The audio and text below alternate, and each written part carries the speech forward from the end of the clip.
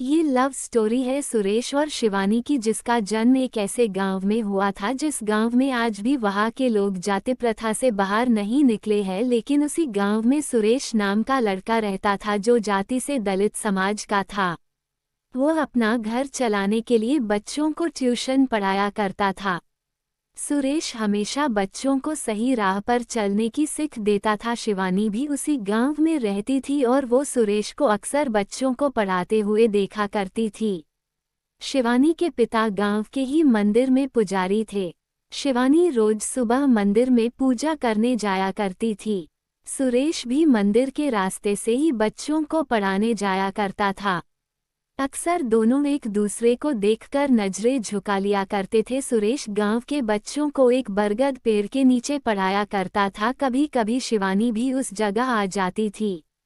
सुरेश शिवानी को मना भी करता था कि तुम यहाँ पे मत आया करो, अगर तुम्हारे पिता ने देख लिया तो बहुत बड़ी समस्या खड़ी हो जाएगी।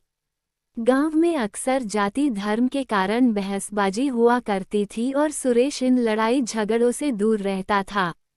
सुरेश शिवानी को बचपन से जानता था और वह ये जानता था कि शिवानी बहुत जिद्दी है। सुरेश के मना करने के बाद भी शिवानी उस बरगद पेड़ के पास आ जाया करती थी। एक दिन गांव के एक व्यक्ति ने शिवानी को सुरेश से बात करते हुए देख लिया। फिर उसने ये सारी बात शिवानी के पिता को बता दिया।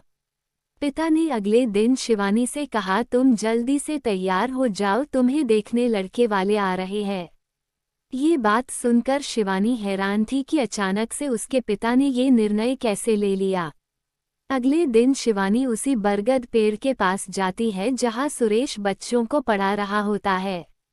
शिवानी ने सुरेश से कहा, पापा ने मेरे लिए लड़का देखा है, मेरी शादी होने वाली है। सुरेश, ये तो अच्छी बात है। शिवानी, लेकिन मुझे शादी नहीं करनी है, मुझे यही रहना है इसी गांव में। सुरेश, क्यों, ऐसा क्या है इस गांव में जो तुम यहाँ से जाना नहीं चाहती हो? शिवानी, क्योंकि इस गांव में पापा है और तुम हो। इतना कहकर शिवानी वहां से चली जाती है। सुरेश अब समझ चुका था कि शिवानी उसे पसंद करती है। सुरेश के दिल में भी शिवानी के लिए प्यार था, लेकिन उसने कभी भी अपने दिल की बात शिवानी को नहीं बताया। सुरेश ने गांव की जातिवाद समस्या की वजह से अपने प्यार को दिल में ही दबाए रखा था। लेकिन जब शिवानी ने उससे कहा कि उसकी शादी होने वाली है, तब सुरेश की दिल की धड़कनें तेज हो गई थी। लेकिन उस समय सुरेश ने शिवानी के सामने ऐसे बात किया मानो जैसे कि उसे कोई फर्क ही न पड़ता हो। अब दोनों के दिल में एक दूसरे के लिए प्यार था, लेकिन उन्हें समझ में नहीं आ रहा था कि अपने प्यार का इजहार कैसे करे। इधर शिवानी का रिश्ता तय हो गया। अगले ही महीने उसकी शादी होने वाली थी। 2 सप्ताह से सुरेश ने शिवानी को कहीं नहीं देखा। किसी ने बताया कि उसका रिश्ता तय होने के कारण अब वह घर से बाहर नहीं निकलती।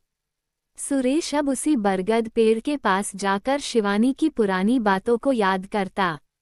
उसे अब कोई रास्ता नहीं दिखाई दे रहा था। अगले सोमवार को शिवरात्रि पूजा थी। सुरेश सुबह से ही मंदिर के पास खड़ा था। उसे उम्मीद था कि शिवानी मंदिर जरूर आएगी और कुछ देर बाद शिवानी मंदिर आती है। सुरेश तुरंत मंदिर की गेट के पास जाकर खड़ा हो जाता है। शिवानी की नज़र सुरेश पे पड़ती है। वह सुरेश को देखकर मायूस हो जाती है। जब शिवानी पूजा करके मंदिर से बाहर निकलती है, तब सुरेश उसे मिलने का इशारा करता है। दोपहर के समय उसी बरगद पेड़ के पास दोनों मिलते हैं। शिवानी की नजरें सुरेश को ही देख रही थी। सुरेश अपनी नज़र नीचे करके कहता है, शिवानी, जब तुम मेरे पास रहती थी तब मुझे कुछ फर्क नहीं पड़ता था और न ही मुझे कुछ महसूस होता था। लेकिन आज जब तुम दूर जा रही हो तो पता नहीं मुझे अजीब सी बेचैनी हो रही है। ऐसा लग रहा है मानो मेरे जीवन का कोई कीमती चीज़ मुझसे दूर हो रहा है। ऐसा लगता है कि मुझे तुमसे प्यार हो गया है। अब मुझे समझ में नहीं आ रहा है कि मैं क्या करूं। सारी बातें सुनकर शिवानी की आंखों में आंसू आ गए।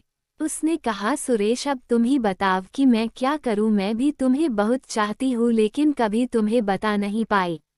अब मैं कैसे रहूंगी तुम्हारे बिना। मुझे तो कुछ भी समझ में नहीं आ रहा है। अंत में सुरेश ने शिवानी से कहा कि चलो हम दोनों यहाँ से कहीं दूर भाग के शादी कर लेते हैं, लेकिन शिवानी ने सुरेश को मना कर दिया क्योंकि शिवानी को अपने पिता की इज्जत और गांव में उनकी मान सम्मान सामने दिखने लगी और वो ऐसा कोई कदम नहीं उठाना चाहती थी जिसकी वजह से उसके पिता का सिर झुके। शिवानी ने सुरेश से कहा कि अगर मैं इस गांव से भागती हूँ तो मेरे पिता का क्या होगा, वह तो किसी से नजर नहीं मिला पाएंगे, इसलिए मैं भागकर शादी नहीं कर सकती। कुछ समय तक सुरेश ने भी सोचा और उसे भी शिवानी की बातें सही लगी, तो अब आखिर में दोनों के पास बिछड़ने के अलावा और कोई दूसरा रास्ता नहीं था। दोनों ने जी भरकर एक दूसरे को देखा और अंत में दोनों ने एक दूसरे को गले लगाया और हमेशा के लिए एक दूसरे से जुदा हो गए।